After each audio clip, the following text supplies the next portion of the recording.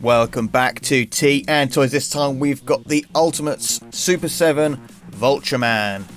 Here he is, finally arrived in the plastic. So yes, Vultureman. Initial complaints for Vultureman were that he was probably going to stand too tall, be too big.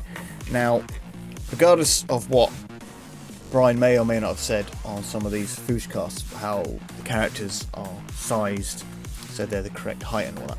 When it comes to the mutants, that statement is just not correct in any way, shape or form. We all know that Slythe is meant to be like quite big, like he is taller than most of them. Vultureman, Jackoman are like short and they tend to be crouching. So what I'm going to do to combat the big look to Vultureman is probably have him sort of crouch legs like so. He does have an ab crunch, so you can sort of have him hunched a bit more, so he can stand at the right height, let's say. Well, a better height next to the other mutants and the ThunderCats. But yeah, that's the first head sculpt. Now, look-wise, he turned out really well, to be honest. I think he does look like he's been pulled straight from the TV show and onto this plastic. Looking quite good, so yeah, I like that. I always did want Vultureman to have wings, like they did in the 2012 cartoon. It just made sense. You've got land, sea, and arboreal, and no air. And somebody else was like, oh, but he's got a fly machine. Well, then so has Jackalman and Munkin with their like cutter vehicles. So yeah, it doesn't make him unique. But being the brains of the operation and the inventor does kind of offset that a little bit anyway, so that's fun. So, what did Vultureman come with? Vultureman comes with an alternate head, which most characters do in these Ultimates lines from Super 7. I do really like that screaming head on Vultureman there, and it's one I wish you wouldn't mind displaying with that. I'm going to put it on. I'm going to swap it around right now. See, that pops on there nicely, and it actually does look really good on him. Like some of the alternate heads, hit and miss, but this one, I think it just works really well.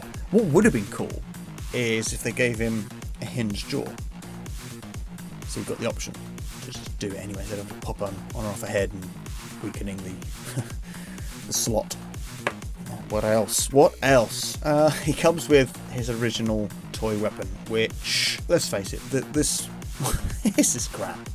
What is it meant to be? It's just a claw thing. It's a like a pooper scooper or a litter picker. So yeah, Vultureman comes with a litter picker from his original toy. Yeah, it is what it is, right? It's what he came with originally, so it's just a nod to that original toy. Fair enough. Comes with a hairdryer.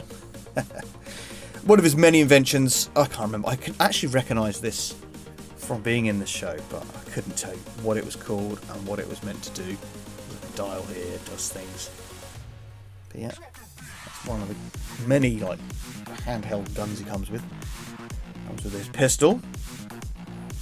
I think all of them except for Slythe came with rifles and pistols and stuff. And what looks to be like a flamethrower type thing or a super soaker. Again, I can't remember the function of this invention. Oh, quite cool. He'll look quite cool. And in one of the episodes where the largest scale to him, the argument would be that he has like a super potion. There it is. The hand, this isn't one mould, it's all just sort of playing with the hand to see what could fit in what hand. So he comes with a good selection of hands actually, so it's 1, 2, 3, 4, 5, 6 different hands to pick from, hold all these different accessories. And if you want him sat down tinkering with his tools, he's got different hands to hold the different tools that he comes with, a screwdriver and some form of pliers. Kind of fit in like that. I don't see if these bits are necessary, but they're nice to have. And another hand, you can see, this time with a spanner slotted into it, so he's a bit more tinkering. And another cool thing came with these goggles, which episode, I can't remember what episode they were in. But if they ever do his flying machine, there you go. He's got his goggles to fly in his flying machine. Fit on both heads. Oh, definitely fit better on the non-screaming head. These are the eyebrows. But yeah, you can fit it on, and there's no splitting on this version of the goggles like I do with the Panthro ones. Very annoying, but it is what it is. So yeah, that is Vultureman. That's what he comes with. Again, articulation all the same. There's nothing wrong there. I've got no paint splodges, nothing nasty is turned up with this one. I think all in all it turned out really well. But I will say that these back talons are really sharp. So I've caught my hand on them a few times just talking just now, and yeah, it quite hurts. So yeah, be careful. Not for children, but as a toy, I think a kid would love playing this. This is great. He does pose really well, and a nice long feet allows you that crouching position as well. So that does help. Well, let's not delay. Let's get the other mutants out. Munkian. Like so. Again, here, get his legs straight. Let's straighten all the legs out. You can see Vultureman there is quite tall. And I believe he's meant to be a bit short. I think Munkian is the next tallest one. And then we've got Jackalman. Again, I've got his legs crouched. And we know Jackalman was designed too big from the original Mattel days.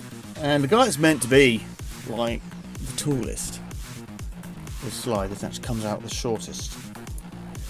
But like I said on his video when comparing him with Munkian and Jackalman, a little bit annoying, but not the end of the world. It is what it is, so that's how they've turned out, and as a little quartet they work quite well, and I'm looking forward to Rataro when he's released as well. There's a full set of 5 of the original mutants, definitely. Like the original 3 we've got, Vultureman comes in a little bit later on. He does work himself as a bit of an independent baddie from time to time throughout the series, and yeah, it just sort of fits that dynamic. I just wish that in more of the 2012 stuff, like where the villains are independently more capable, and as a trio in particular, I don't think they ever get to work as a quartet in the new, well, I say the new cartoon, the newer cartoon. They're just more competent and just more evil, whereas in the 80s stuff, the original, they're kind of bundling fools, falling over banana peels sometimes. It's just all a bit silly. They're not really a good threat against the ThunderCats, and that always kind of bothers me. Like, Heroes is only as good as the villain that they're given. If they're just easily beaten, it's like, oh well, it's by the by, and you know what's going to happen. I still love the series, and I still love it, regardless of that little gripe. When I'm playing with mine, they will be far more capable. So yeah, that is the group of mutants with Rataro to come. Well, what did you think of Vultureman? Will you be getting one? Are you happy with how he turned out size-wise? Have yours got any blemishes or dings and dangs? Or you're like, no, I hate that. I'm sticking to the original 1980s one, and I don't care about this line. Well, don't forget to love, like, subscribe, and I'll see you guys and girls in the next video.